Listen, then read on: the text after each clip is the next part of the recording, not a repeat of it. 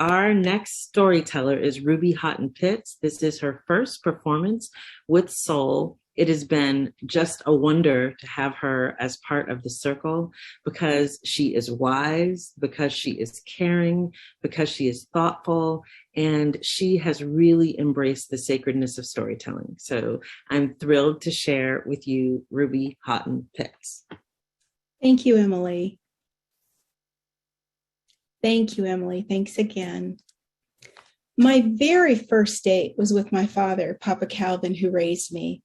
He was retired military, kind, strong, and hardworking, and he treated my mother, my sister, and I like queens. Just before my 12th birthday, Papa and my mother shared with me that a young lady should have a first date. My eyes opened so wide, and the smile on my face nearly reached my ears. I had already started to notice the boys, and they were noticing me too. My older sister was already dating, and I noticed how much primping she did before going out. A day at the beauty salon, clothes just so, and she was definitely a shoe freak. They actually matched her clothes. But this date with Papa had a very special meaning to my parents, and I wouldn't know how much until much later in my life. The goal was for me to see how a boy should treat a girl on a date. I was still a bit tomboyish, didn't really focus all that much on clothes until maybe Sunday for church. Most of my friends were pretty much the same, and I guess we all dressed the same too. It didn't really matter all that much to us until that day. I took a long bath, was allowed to put on my mother's special lotion and a dab of perfume behind each ear. I felt so grown up in my fanciest slip and stockings, a very special treat for me. When I slipped into my fancy blue dress, put on my dress shoes with a heel that were only worn on church days, which was Sunday, or special occasions, oh my goodness, was I ever ready. While my mother combed my hair in a special updo that I could never get right on my own, she went over the rules of Miss Manners and made it clear to me that I was to act like a lady. Don't open doors, she said. Papa will do that. Walk like a lady, head up and proud. Gently place your napkin in your lap. Don't talk with food in your mouth. Sip your water, don't gulp it. Smile and make polite conversation. And for God's sake, don't laugh too loud.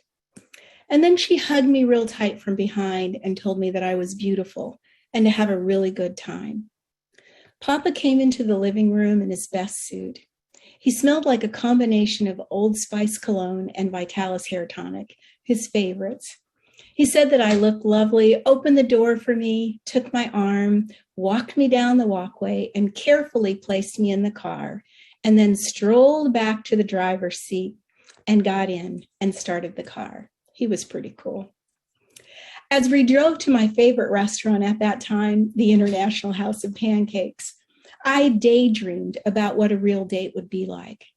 A party like my siblings went to all dressed up, maybe going to someone's house, or a really fancy restaurant like I went to with my aunt and uncle on special occasions.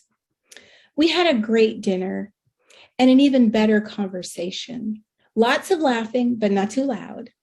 And a discussion about his first dates growing up in Philly and how important it was to treat a lady well on the first date. He said that the first date will determine if there will even be a second date. I thought about the boys in my class and how some of them I knew I'd never date, and the others who were nice that I could see myself dating. I've always remembered that special date, and he was so right about the importance of the first date. When I went away to college in New Orleans at age 17, I had another special date with my biological father, whom I didn't really know all that well. He always wore three-piece suits, had plenty of cash, drove a new Cadillac every year, and he and his family lived a far more elaborate lifestyle than I was accustomed to, living in Southern California. We lived in a much more relaxed environment with far more love than money.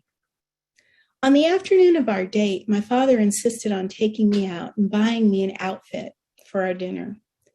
The shop was owned by a friend of his, and the clothes were expensive, not really my style or taste. I was definitely California casual. But the owner found something that was just right for me. Then it was time for hair. Unlike my sister, the idea of spending the day in the beauty salon was loathsome to me, and I never liked the end result. I went to my cousin's shop where she pressed my hair so straight that it barely held a curl. Case in point, I never liked the end result. I preferred natural or an updo. My college look was more like Angela Davis. As I dressed for this special date, I thought about my first date with Papa. We laughed and talked. It was fun. I wondered if this date would actually be fun. Right on time, he was a stickler for punctuality. My father picked me up. He came to the door, politely asked for me as Miss Rebecca. Family had a problem with Ruby because that was my mother's name. And when I approached, he smiled an ear-to-ear grin and said to me, "You are beautiful." We walked to his car that was so shiny that I could see us both as if in a mirror. I remembered everything that my mother had taught me, and then some, because by then I had even been to charm school. The restaurant had a really long line, but our car was quickly valeted, and we walked to the front of the line where we were met by a tuxedoed maitre d', and we were quickly ushered to my father's table in the garden room of Commander's Palace. Champagne was chilled and waiting. Even though I was barely 18, I was used to a sip of champagne on special occasions, usually birthdays. My father toasted my beauty and my brain and encouraged me in my studies. We had a lovely dinner and a lovely conversation too, one of our very best. At the end of the date, he asked if I'd had a good time, and I replied, "The best time I'd ever had in New Orleans," remembering my other dad date that was in California. As he drove me home, he told me that it was important for me to wait for that special date because that would be a man worth considering special, one who would go out of his way to make an evening with me as special as I am and not want anything in return but a polite kiss at the end of the evening. As he walked me to the door, he kissed my cheek and thanked me for a lovely evening. Years passed, and I had many more dates, good and not so good. And then there was a pre-Valentine's Day call from a friend in Chicago. I was living in Portland, Oregon. He asked if I had a date for Valentine's Day. I said no. "Are you sure?" he said. I said, "Yes, I'm sure. I'll be home after work and we can talk then." No call came after work, but my doorbell rang, and it was him, well-dressed, carrying a dozen long-stemmed roses. And tonight, I'd like to dedicate this story to him, my husband Thomas, the best date of my life. Thank you.